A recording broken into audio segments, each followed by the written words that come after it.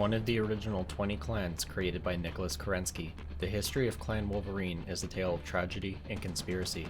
Annihilated for having detonated a nuclear weapon to destroy a genetic repository belonging to Clan Snowraven, and opposing Kerensky and the clan ways. But that is not the whole story, nor is it the true story. Follow along on this tale of the not named clan and discover the truth for yourself.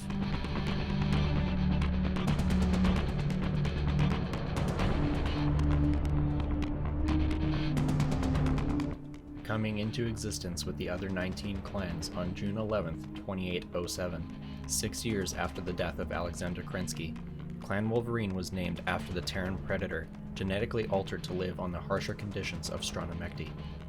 Known for never backing down from a challenge, Clan Wolverine was one of the more proud clans, on the forefront of both the battlefield and politics. To say Clan Wolverine was the red-headed stepchild of the clans was an understatement. Almost immediately, Clan Wolverine leadership did things well outside the clan ways since their inception. This garnered the ire of other clans, and especially Ilkhan Nicholas Kerensky himself. But to say it was completely Wolverine's fault for their social status would be naive. In June 2822, Khan Sarah McEvedy was called out by Ilkhan Kerensky for allowing Wolverine members to shift castes, something Kerensky could not stand and went against clan ways. This allowed McEvedy's clan to operate as needed, for instance, allowing members to shift to laborer to increase food production, and so on. However, Clan Widowmaker was spying on Clan Wolverine without the Ilkhan's permission, and reported it to Nicholas after they discovered such. This caused the other clans to step up military actions against Clan Wolverine. This was only made worse as Wolverine completed several advanced mech designs and created the Clan ERPPC. Clans Wolf, Jade Falcon, Smoke Jaguar, Coyote, and Ghost Bear became more aggressive in Ground Council sessions, particularly towards Wolverine. This caused Clan Wolverine to be singled out as a threat to clan balance of power. McEvedy was put on edge at the realization and began planning around this for the safety of her clan. In July of 2823, a Brian cache was discovered on Circe. A Brian cache was based off the Terran hegemony's Castle Brian concept, of a facility designed to house mothballed equipment. This cache was in Wolverine territory, but Clan Jade Falcon tried to win the contents in a trial of possession, which they lost.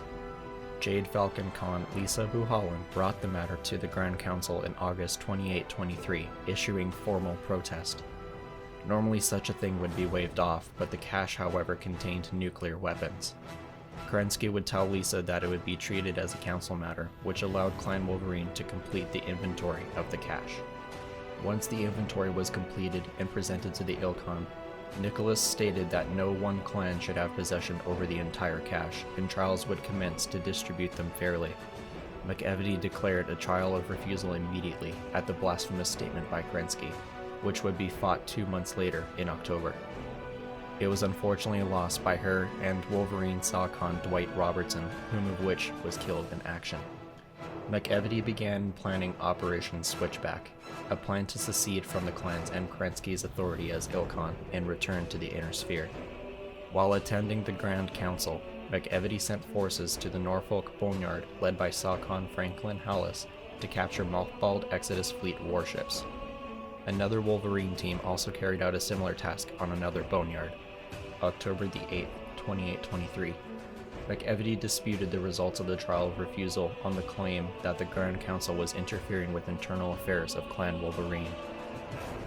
As added force to the verbal blow, she revealed the existence of the Clan Watch and claimed no fair trial was possible given the current political climate, with the Grand Council badgering Wolverine's efforts to do anything.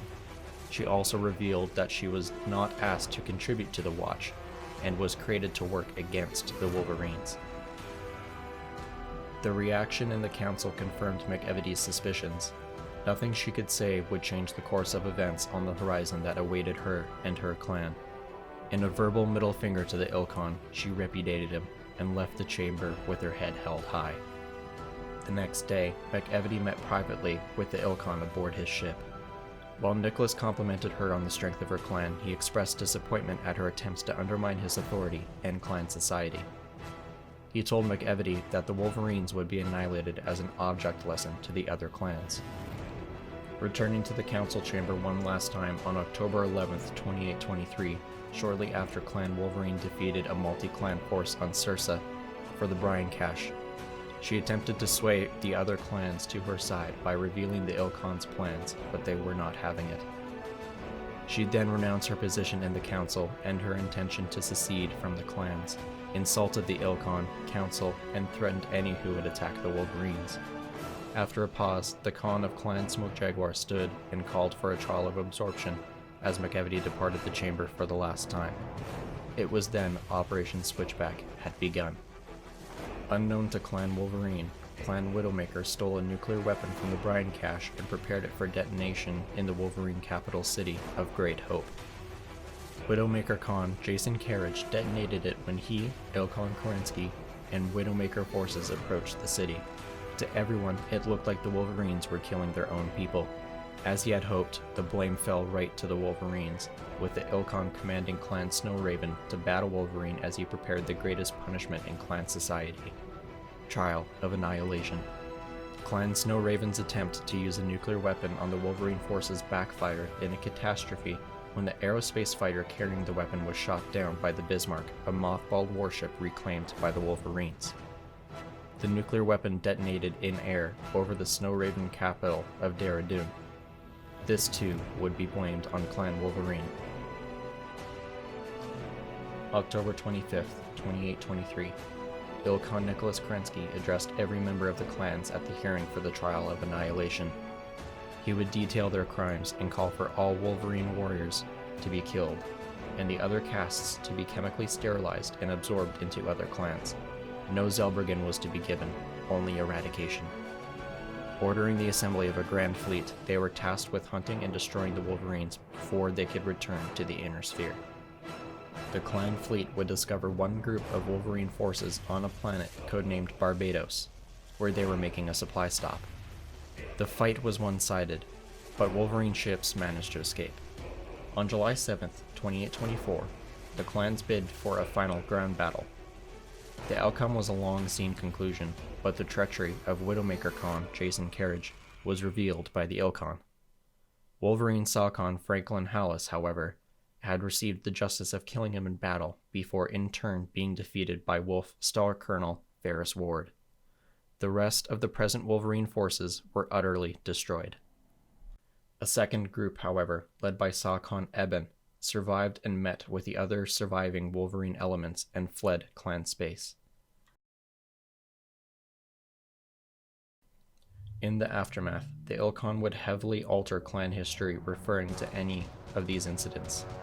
Carriage's genetics would ultimately end up being eradicated, and the nuking of Dara Dun would forever be blamed on the Wolverines.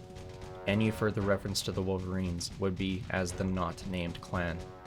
Nicholas's diaries, however, would remain unfiltered and available to Clan Wolf, which later came onto Phelan Kell's possession, providing him a more balanced view of clan politics. Ironically, Nicholas Kerensky would later utilize some of the reforms presented by Makavity to allow limited caste movement. Though several absorptions would occur in the coming years, the Trial of Annihilation, however, would not be seen again until the Wars of Reaving. In the end, Clan Wolverine was the scapegoat of Nicholas Kerensky's neuroses, paranoia, and sociopathic tendencies for control, while the other clans saw opportunity to grow in strength from the carcass of the Wolverine. While this chapter ends in tragedy, the story of the Wolverines is not over.